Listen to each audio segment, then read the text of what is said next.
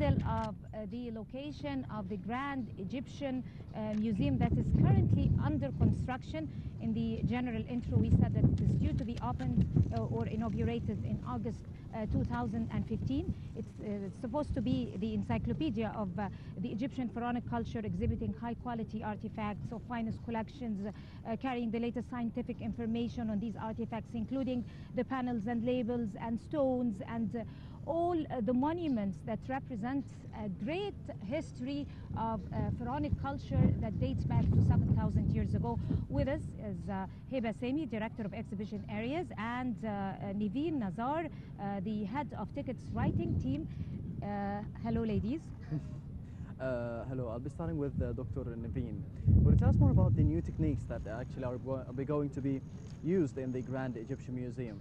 Well, as Gina says exactly, the Grand Egyptian Museum is one of the largest museum development running nowadays, not only in Egypt, but in the whole world. And it is a priority to Egypt to make it as a popular academic and the cultural institution hosting thousands and thousands of artifacts. And the gem collections of more than 80,000 artifacts spans the history of ancient Egypt from prehistory to Greek-Roman periods. And the majority of this collection is well prepared now to be exhibited in the galleries of GEM, whether in terms of permanent galleries or temporary exhibition as well.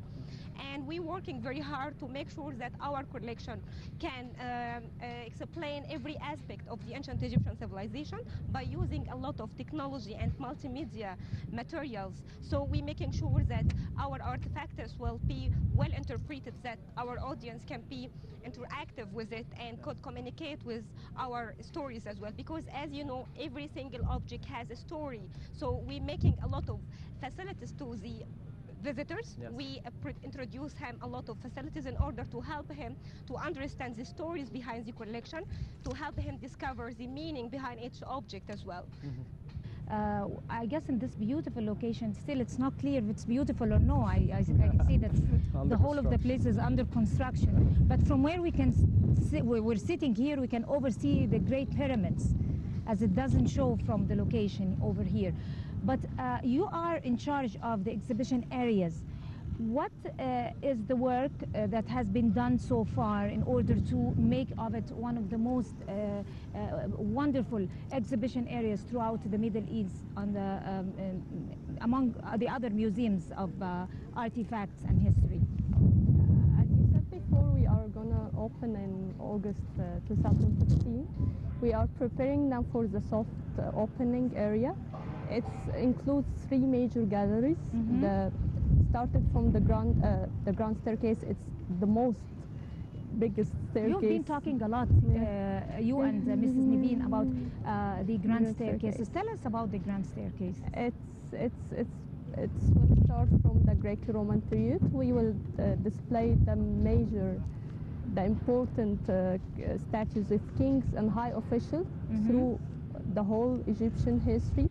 Would you tell me more about the staircase and the way of showing or exhibiting the new artifacts in the Grand Egyptian Museum? Well, one of many things that make our Grand Egyptian Museum is very special is the Grand Staircase.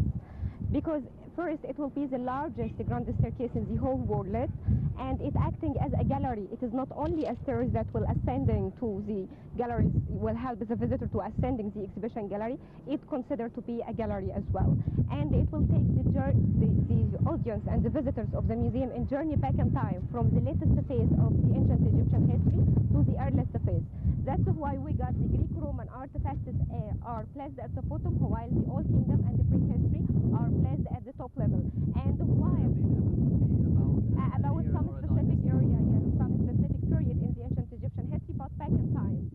And because we're doing this, because you know, at the top level you will have the panorama of the 3 Great pyramids, and we will have the 3 statues of each king. So Khufu has his statues, Khafra has his statues, and Menkaura as well.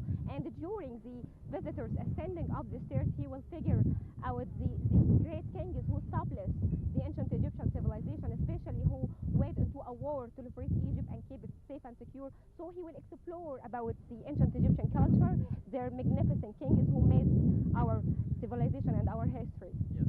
Right. Listen, Nazzar, I want you to tell tell us about how you are preparing to collect the gallery of Tutankhamun here in the Grand Museum that is going to be exhibited here, especially that it is going to be the highlight of that museum? Yes, that's it. Our gallery of Tutankhamun will be the most important thing and the highlight of the museum. It's considered to be a museum within the museum, and it will be the 5 times size of the collection of Tutankhamun in Cairo Even in Museum. the original? Yes. The Yes, Egyptian we museum will in have Tahrir all the Square? complete set of Tutankhamun which exhibited in the galleries of Egyptian museum in Tahrir. We will exhibit it as one collection.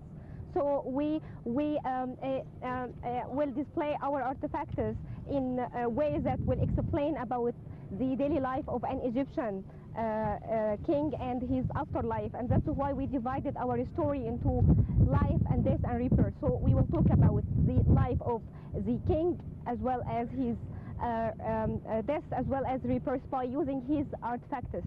And there are another thing is very important as well in this gallery, which is an introductory panel in the beginning, which talk about the many years that Carter, the founder of TOM, spent in removing the artifacts and recording the artifacts of Tutankhamun.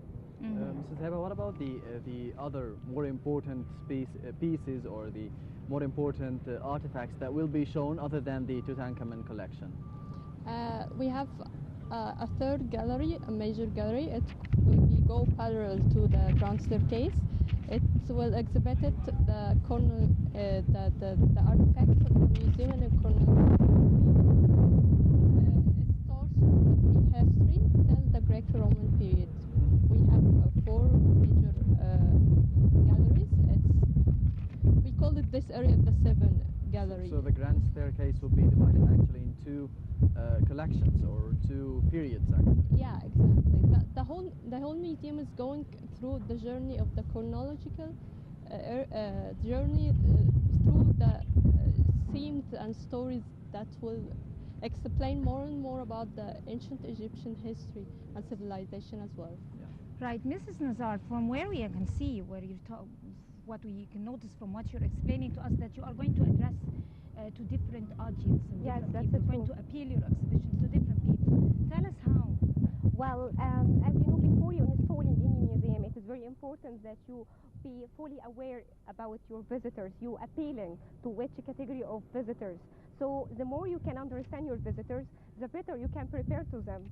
And in the Grand Egyptian Museum, actually, we approaching to different audience, all different classes, all different ages. We appealing to families, we appealing to children, we appealing to young audience, we appealing to local community, and we appealing to international tourists as well. And in return, we offer a lot of learning program for children and for families and for young audience. We make them involved in our educational service that we are going to offer in our museum. What about you're responsible for the text of the text exhibition writing, as yes. well. Yes. What about the new techniques that you're going to be using in the Grand Egyptian Museum other than the ones that are being used right now at the old Egyptian Museum in Yes, Tahrir which Square? yes, very interesting question, really, because you know we working very hard to provide appropriate level of information to our visitors. It's not restricted only on the label or the panels, but we have different level of information that will be provided to our visitors in terms of spoken and written materials. Something like graphic materials, maps, charts, drawing, photographs will help the visitor to understand about the collection and the stories. We provide a lot of audiovisual technology in terms of clips, recorders, something like freestanding DCs and networked terminal computers will have a lot of audiovisual clips talk about the stories more and more to help our audience first to explore the artifacts, to understand the stories and to communicate, because the exhibition is a form of visual communication between the visitors and the artifacts. So it is very important that we lead our visitors to deeper engagement with our display, and we're working very hard to improve our display with this technology as well as different level of information. Right, tell us about the outdoor exhibition. What are you preparing to do for the outdoor exhibition? Well, got any plans so far? Yes, of course. One of so many things that make us say that we appealing to different audience is the outdoors, because the outdoors is planned carefully to have a lot of recreational parks and gardens to attract the visitors more and more. So we want more and more from our visitors to come and see the Grand Egyptian Museum, and in return we offer them a lot of facilities. And as you know, we don't have in Egypt a lot of parks and gardens, so our gardens are planned to be a public garden serves the whole capital in general and the Giza community in particular. Mrs. Heba, the statue of Ramses II as well will be here, showed in the Grand Egyptian Museum upon its soft opening, right? So what is the importance of showing such a statue or such an artifact? That's the purpose of displaying Yes. the statue of Ramses II in the lobby, in order to welcome our visitors once they step in the museum. So it is not about the size, or it is not about the beauty of the artifact. It is very important that the visitor will know about the great kings who made the ancient Egyptian civilization, and one of the most important, magnificent kings were Ramses II. So we called all this area in the lobby welcoming committee in order to welcome the visitors once they step in our museum, and to introduce the personality of kingship in ancient Egypt as well. So this gives us an idea about the height or the width of the lobby that will Yes, be it will be. showing It will be very. statue. Yes, it will It will be be very. so big to be yes, giving yes. him the space to welcome the visitors. And there are so many huge statues as well with Ramesses II. And the purpose is we display all these great kings standing to welcome the visitor and to introduce the There will kingship be of a number of kings and queens Yes, standing near yes, each that's other. true. Yes. There is also the Children Museum that we talked about at the beginning of the segment. Tell us, what have you prepared for that particular museum in order to attract your visitors from children? What is the age range? Yes, we appealing to different ages. So school children, maybe young audience, and we offer a lot of learning program and education service. Something like hands-on. We preparing a model for the real artifacts in order to make the children hold the artifacts and get the sense of the collection and artifacts. And there is something like create a process of talking with the children, ask them some question and make them go to the gallery and find out the answers and come and to have sharing the information together. So in order to make the children explore the artifacts and to learn about the ancient Egyptian civilizations. Not to mention that we are going to apply a lot of technology in computers and PCs that will make the children more involved in our collections. But is the process of documenting the monuments is over? Is it over? Is it finished or not yet? Actually, we are in the middle right now. The middle. We are in preparation with the whole text information that it will supply to the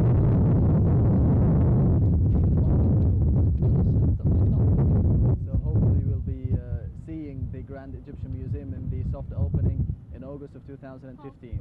So Mrs. Heba Sami, the director of the exhibition areas at the Grand Egyptian Museum under construction, and Dr. Neven Nazzar, the exhibition tax responsible for the exhibition test at the Grand Egyptian Museum. Thank you very much for being with us today on My Cruise. Thank you. Thank you very much. Thank you. Thank you. Now it's time for